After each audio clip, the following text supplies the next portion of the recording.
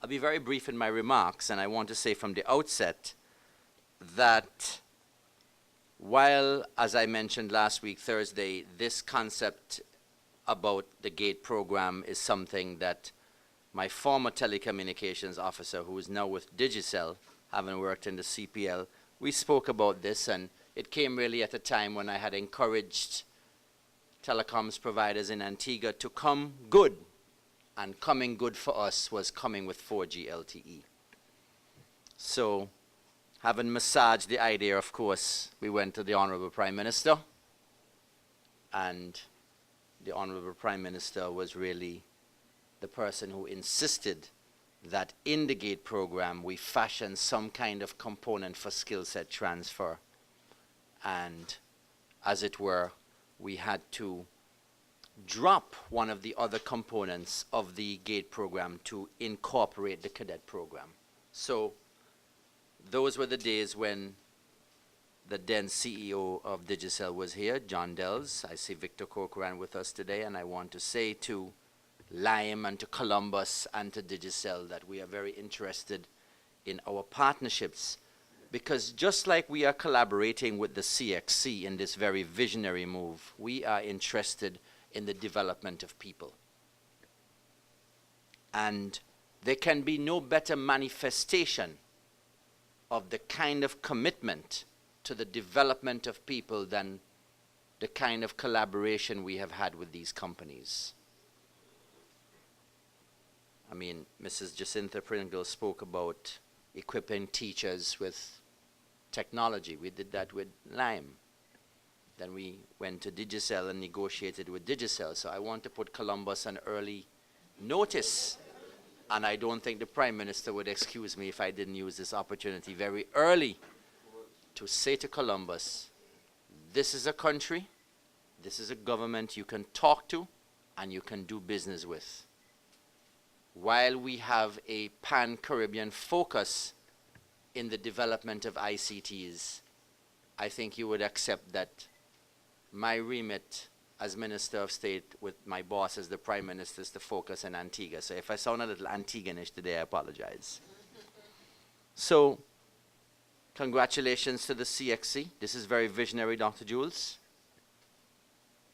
And Bevel Wooding has made reference to how new it is, and you use an adjective there in your presentation that obviously is indicative of the type of upset that this is going to cause, because it's going to call for a total realignment and a refocusing.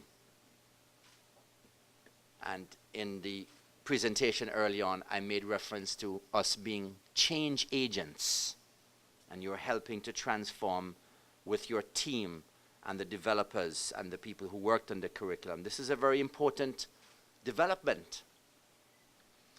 I recall listening to a distinguished professor from the UWI at the Mona campus, my alma mater, last July or June, I think it was. It was a forum sponsored by the World Bank and attended by academia and the business sector. It was a growth forum, a Caribbean growth forum. And one of the presentations highlighted the challenge that UWI graduates were having in landing a job post-graduation, after graduation. And some of the statistics were alarming. Across all the faculties, a year after graduation, across all of the campuses, between 15 to 25% of the graduates had not landed a full-time job. And if that is not alarming, I don't know what is. Because governments are struggling to provide young people with a quality education, whether at the national level, through the local state colleges, or at the regional level, through the various universities, the UWI, University of the Southern Caribbean, etc. But yet, there was this challenge in creating employment for these young people. So, I am of the belief that this digital era will provide young and old an opportunity to become entrepreneurial. And this is why this GATE program here is, in my submission, potentially an area that we can get the same young people that Dr. Jules are referring to off the block and pan the internet creating content.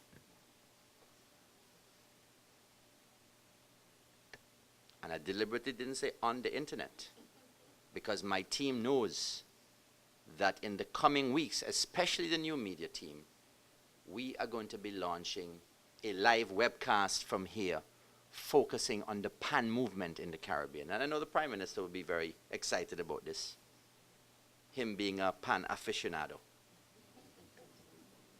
Because we have to export what we have. And exporting is no longer on planes and on sea. It is via this medium here. And so we've had the bandwidth, and there is a greater move towards increasing bandwidth in the Caribbean. And I call upon telecommunications providers to understand that the currency of today's economy is bandwidth. And certainly in Antigua and Barbuda, we are bandwidth hungry. And I know the schools want it, the hospitals want it, community groups want it. And then there's the issue of affordability of devices and penetration. The penetration rates for mobile in the Caribbean have exceeded 100%. In the OECS chain, it's in the vicinity of 125%. So if we get the bandwidth correct, and we can get the prices correct, both on the bandwidth and the devices, then we come to the issue of content. And this is where we're heading in Antigua and Barbuda, because the first two, I want to state clearly that the type of work we have undertaken with all of the providers makes it fairly affordable for most people to enjoy some form of internet access, even though internet access by itself is not a means to an end. This is where the content comes in, and I say that content is king, but current content is the monarch.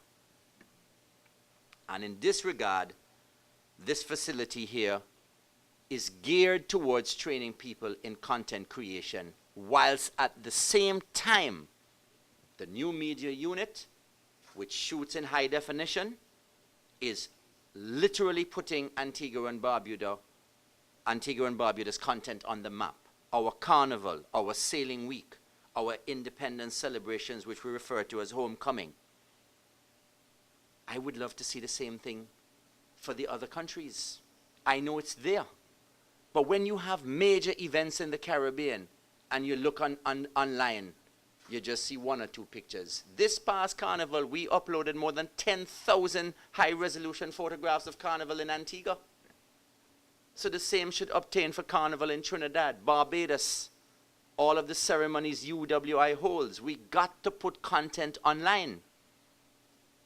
And we, as a government, are playing our role, and we will collaborate to ensure that current content obtains on the internet. We can no longer be mass consumers of what is happening on the internet.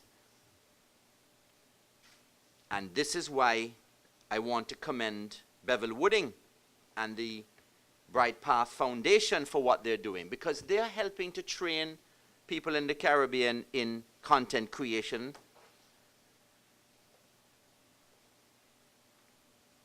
And in that regard, I want to say, as I said last week, and I want to announce that we are very close to agreeing with the Bright Path Foundation on getting them to Antigua.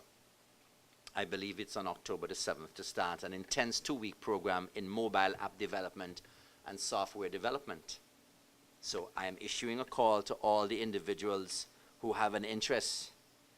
Come forward and let us collaborate on meaningful collaboration in terms of content creation.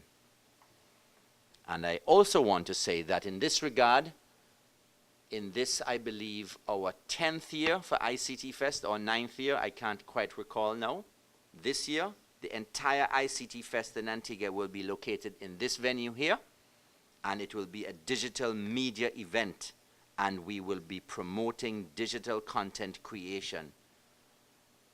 I end by saying to the Prime Minister and to the government officials here, we are on the right track, and we're moving in a particular direction when it comes to leveraging on the empowering technology for young people in particular. I am very clear that Caribbean content creation is major. Governments should allocate more capital to it, more resources to it. And I also want to throw a challenge to my colleagues that work with me in this facility and in the Ministry of Telecom, that we will become the Caribbean content creation capital, the 4C capital. We will create content.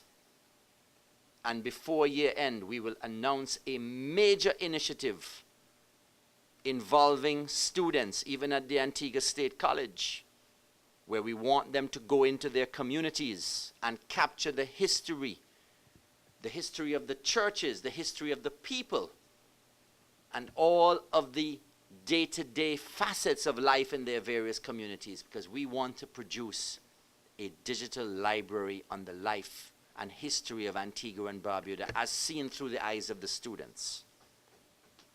So, thank you very much for listening to me in my brief remarks. I want to say to the Prime Minister, thank you for supporting the GATE project. You believed in it from day one. And I want to say to you, sir, we're on to something big here with GATE, something major for our young people.